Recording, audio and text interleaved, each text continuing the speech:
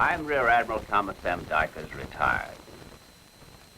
In this chapter of the Silent Service, you will see the skipper, the USS Tirante, Lieutenant Commander George L. Street, carry out an attack for which he was awarded the Medal of Honor. This achievement was all the more noteworthy in that it occurred on the Tirante's first war patrol, under a skipper entrusted with his maiden command in enemy waters, and especially because the whole thing sprang from a brilliant hunch.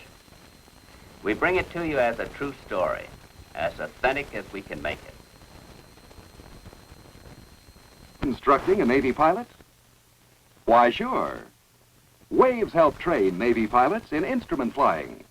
Today's Waves are performing important tasks in varied and interesting career fields. One of these is right for you. See your Navy recruiter. In March 1945, as events were mounting to a climax in the war against Japan, an empire now fighting desperately for its life, the USS Tirante departed from the island of Saipan, bound for her patrol area in the Yellow Sea, between Japan and Korea, her first patrol. The captain and his executive officer shared two things: a burning desire to crown the Tirante's first patrol with success, and a deep mutual respect. This is the skipper, Commander George L. Street of Richmond, Virginia.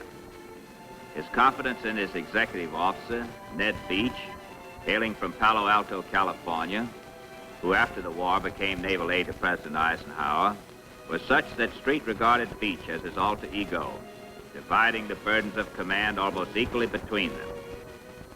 And this was her gunnery officer, Lieutenant Endicott Peabody, former All-American Guard at Harvard and son of a famous educator, Dr. Peabody of Groton School.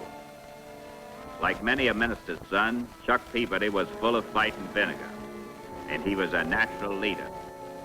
This is Lieutenant Ed Campbell of Philadelphia, the engineer officer, and Lieutenant Stocky Stocker, a language student before joining the Navy. The strongest man on board was Dale W. Remley, chief of the boat. It was said that Remley could lift a torpedo single-handed. One hand, anyway.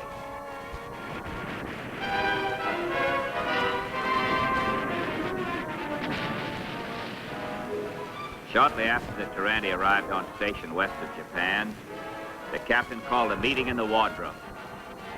Wonder what the old man has in mind. This wasn't the captain's idea. Wow, wow. Thank you very much. Here, play a little ball. Hey, easy with that thing, Peabody. How many times do I have to tell you it's Peabody? You ever handle one of those? No. Well, neither have I. Anyway, you're now grenade officer. See, I think Remley knows about hand grenades. That's right. Why don't you stick Remley with the job? I want you. Now, you get with Remley so you can instruct all the members of the boarding party. Aye, aye, sir. Aye. Skipper? Morning, Captain. Gentlemen, this meeting was called by Mr. Peabody. So I suggest we turn the meeting over to Mr. Peabody. Captain, I know this boarding party idea is going to pay off. Why, in Saipan, I heard the Japanese were using 3,000 junks and sampans, anything as a last resort to transport oil drums, goods, and supplies. A lot of small craft that we can't waste a torpedo on. Okay. You told us about that part last time. Now, what about the tactics? That's what I want everybody's opinion on. Now, my idea is that we ram that junk at about 3 knots. That'll penetrate her planks just far enough so that we can hold her while we board. Then we board her in 2 waves. The first wave secures grapnels to her gunnels, rounds up the crew, searches below deck for cargo, and grabs the ship's paper and log. Then we sink her. How many of you? Stocker, Spence, Renly, and I can handle it. Just the 4 of you? Suppose they act real hostile. Well, now that's for the second wave under Ed Campbell, if I can recruit him. Now, the second wave mans the deck guns and uses automatic rifles to cover us in case the enemy fires back. Well, how does it sound? Any holes? One, maybe. Just one. Most of this crew thought they were being trained as submariners, not pirates. Think you can count on any volunteers? I've already got 5 I've been drilling, and I think I can count on a few more. You, for instance, Ned? Oh, I can hardly wait. Well, anyway, if the plan has the captain's okay. You've got my blessings. At least it'll keep us from getting bored until we can find some big targets. And maybe we can find a prisoner, and then we can find out where the big ones really are. You know, when the Tirante was christened, everybody knew that she was a lucky ship. And we're not going to go home from this patrol empty-handed. Any questions? Nothing for me. Nothing. No. No, sir. Not for nothing. That's it. You got a minute, Captain? Sure, Ned. What's your inspiration this time? Now, look, don't tell me you're still thinking about that Onikisaki area. I've decided that they wouldn't risk putting their big ones in those harbor areas. The answer is no. I've given up on that idea, too. I got a new one. You're really going to shoot me down on this one? It's almost pure hunch.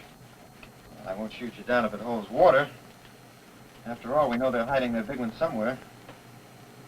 Here, on Quelpart Island. You see this indentation on the northwest coast behind an island? Mm-hmm. It's a perfect spot for them to use. Why?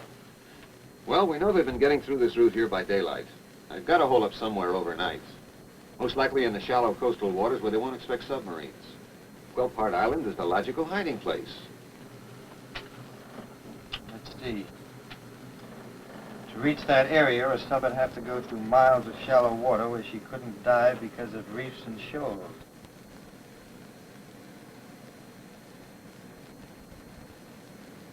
No, you're right.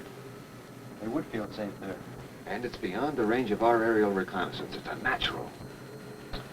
You know, Ned, you might just have something there. But as you say, it's only a hunch with a college education. I tell you what we'll do.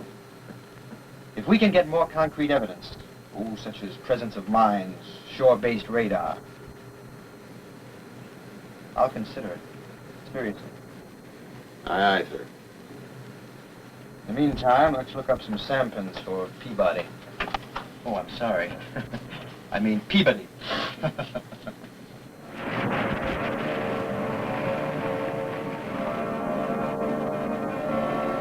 Sail bearing 045.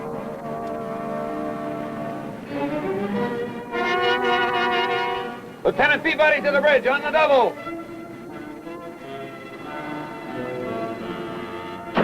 See what I see, Commando? A nice fat junk for you.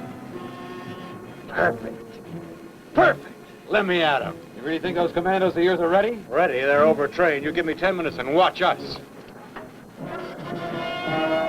Now remember, second wave, hold your fire unless those sports in the junk start something. Saki, you and Rimley take your positions behind me on the bullnose. And don't jump until I get aboard her first. Come on, let's go.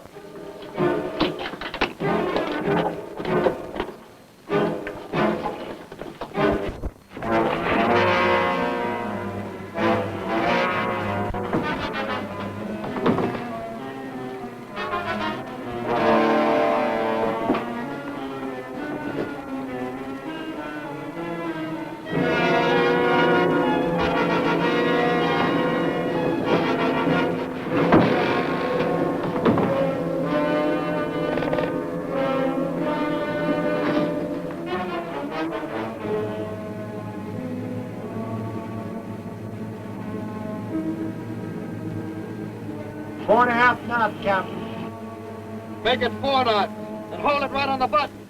Stand by the ram. Stand by the ram.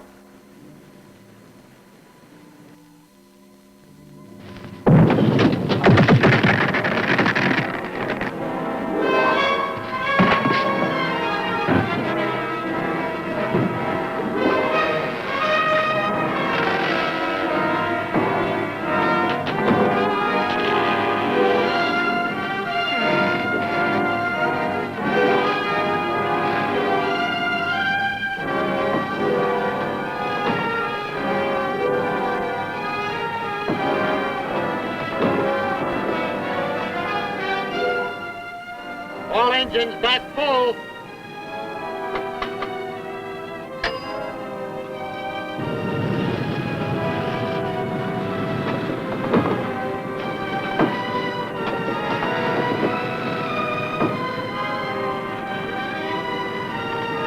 We're pulling clear.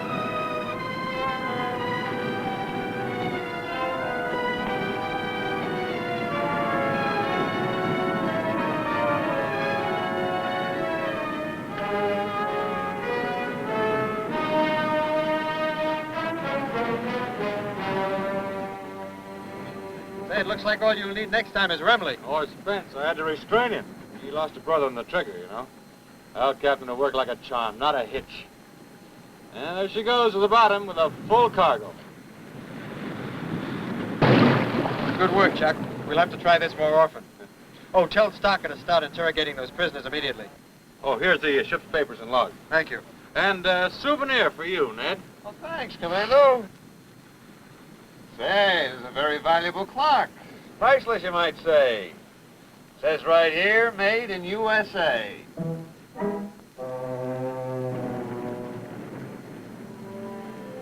With this auspicious beginning, Peabody's commandos carried out many more successful boardings. Volunteers ceased to be a problem. Every man in the crew suddenly wanted to be a member of the boarding party. Spence?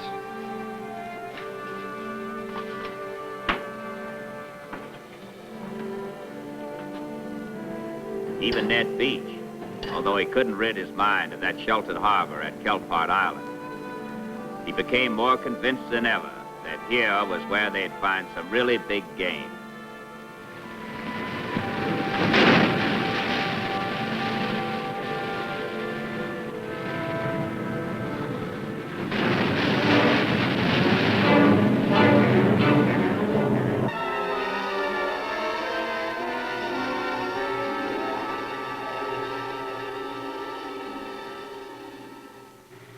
Well, I give up. He can't speak Japanese and he won't speak Korean. That's your brand of Korean anyway. I bet we could sweat it out of him. Maybe if we played that way. I guess that's out. How you doing, Gestapo? Another dud. Afraid we got a pretty sorry excuse for an interpreter here. I never tried to palm myself off as any language expert. Okay. Okay, just keep trying, you guys. These fishermen just may know something about Quelpart Island.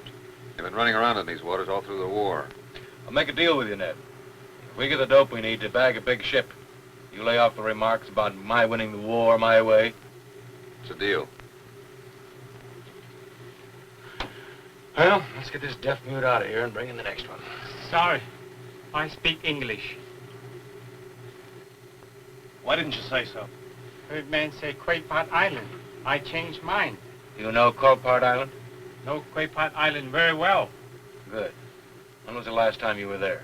You pay money? Sure, we paid plenty of money. Come on, Soccer, get it up. I'm strapped. I'll pay you back when I can.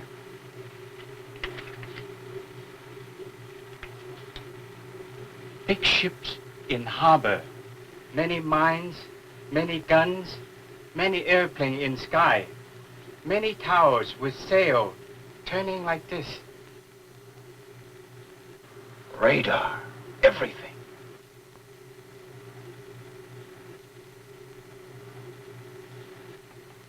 Cigarette? Thanks.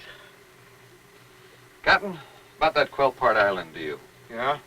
Boys have been interrogating that fisherman we picked up, and I'm satisfied that part of his information is reliable. Well, he's a Korean. There's not much for him to lose. No, there's no love for Japan there, that's for sure. From what he says, there are mines and numerous patrol vessels in the area, and an unusual amount of air coverage. And you really believe this guy, huh? Yes, he's convinced me. I'd say now that we got more than a hunch to go on. Yeah, but it's still only a hunch. But it's a good one. You know, maybe we haven't been wasting our time with Peabody's commandos after all. There's only one way for us to find out, Ned, and that's to poke our nose in there. Get going and work me out a detailed plan. Got it right here.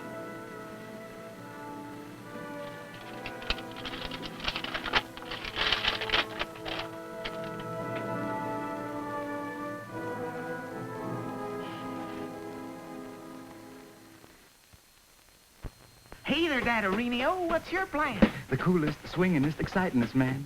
Satellite, space flying, I got it made. A chance to see the universe with all expenses paid. I'm with you, Dad. Let's get off the dime. With 4 years ahead, let's not waste our time. Find out where you fit. That's what we say. See your Navy recruiter today. midnight of April 14, 1945, the Tirante executed a wry approach to the hidden harbor at Quelpart Island. She crossed the 10-fathom curve, only 60 feet of water under the boat. Hardly enough to cover a big ship like Tirante. From here in, she was committed. The lookouts and Commander Beach as off the deck were all eyes and ears. Anything happening? Patrol boat bearing 030. You just barely make her out. At first I thought she was starting to close on us, but now she's turned away. Let's hope so. At least we haven't fleshed out a flock of torpedoes or shore guns. No, the only sign of life are those 5 shore-based radars we've monitored. Apparently air search type. Well, they shouldn't be too effective against us. 5 of them, you say? That shows we're on the right track. Floating mine, off the port bow. Right, 10 degrees rudder. Right, 10 degrees rudder. Plenty of margin. Yeah, we're okay. Rudder amidships, steady as you go. Apparently that prisoner of yours was right when he said there were mines in here. Maneuvering, bridge. Make turns for 6 knots. Maneuvering, making turn for 6 knots.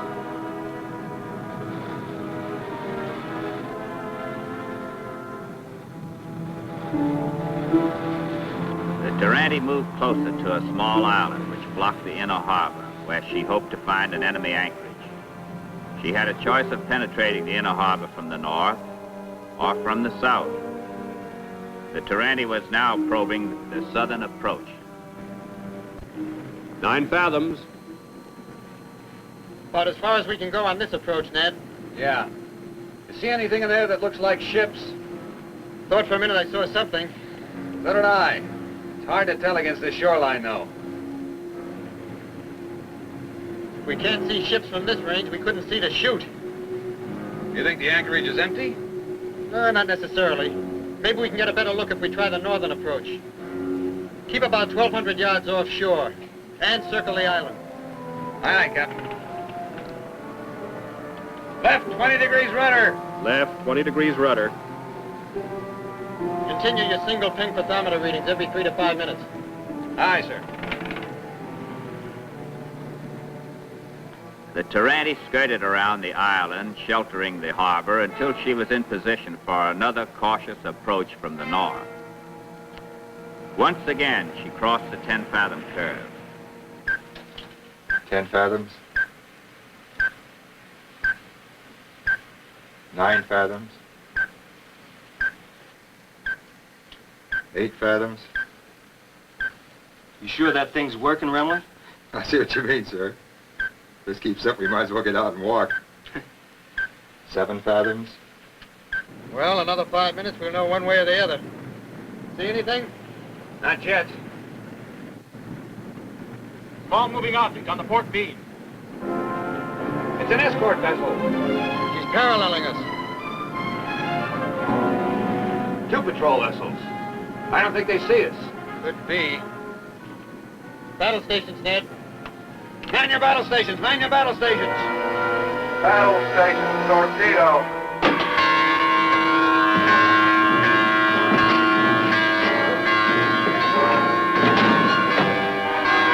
I see 3 or 4 ships. 3. Big one. Patrol vessel turning toward us. Man the deck guns. Man the deck guns, man the deck guns. Gun crew on deck. Man the deck gun. Gun crew on deck.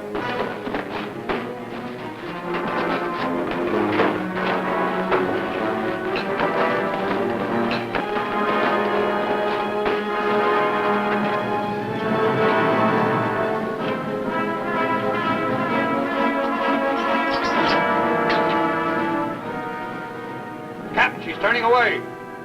Looks like a false alarm. But station your gun crews just in case. Aye, aye. We'll hug the island a little closer. Come left at 5 degrees. Come left, 5 degrees. Captain, radar has 3 ship contacts. TDC plots them 2. Speed 0. Good, we caught them at anchor. Secure the thermometer readings. If they can get in there, so can we. Aye, aye, sir. Looks like an ammo ship. 2 frigates nearer. Okay. We'll move in closer and get this over with. Get on the largest target. Aye, Captain.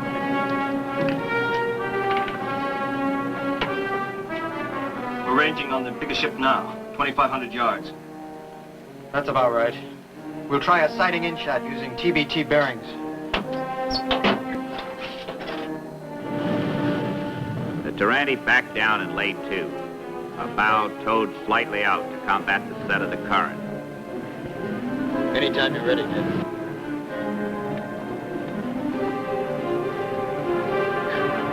Fire!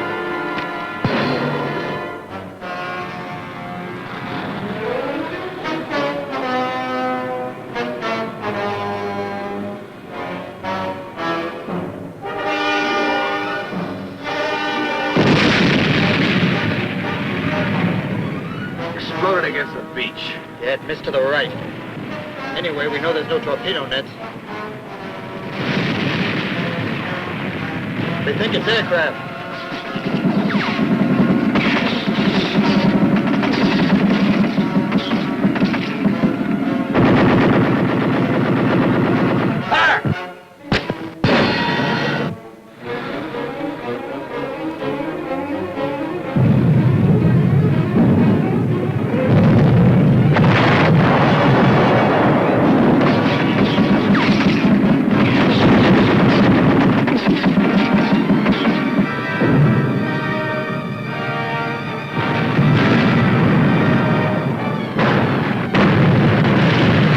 Pick off the 2 frigates.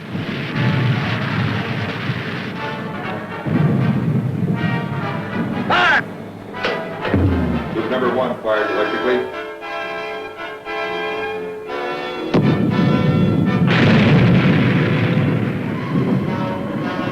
Fire! Group number 2 fired electrically.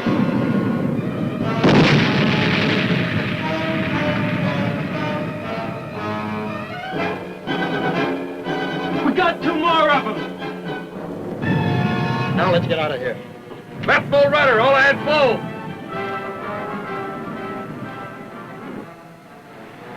Leaving as she had entered, skirting close to the small island to escape detection, the Tirante raced to evade one of the patrol boats, now hot on her trail. She reached deep water, and then the inevitable depth charging began. But after what the Tirante had been through, there was little panic.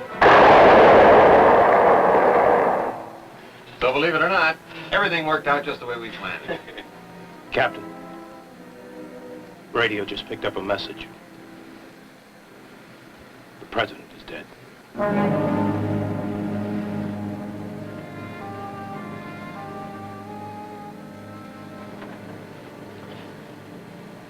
Send out a report to the force commander.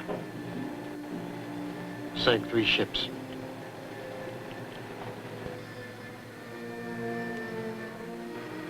For FDR. Aye, aye, sir.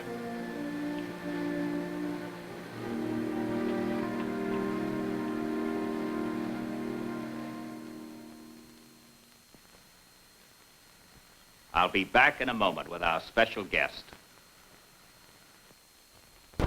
About those electronic, supersonic, atom-powered aircraft carriers. You mean the ones that fly? Fly? That's a rumor. The Navy has no such thing. I got it straight from my uncle. I say it's a rumor. Oh, easy, men, easy. Anything's possible for the Navy. But let's get it straight. Let's see the nearest Navy recruiter. I'm sure you all would like to meet the commander of the USS Tirante and his executive officer.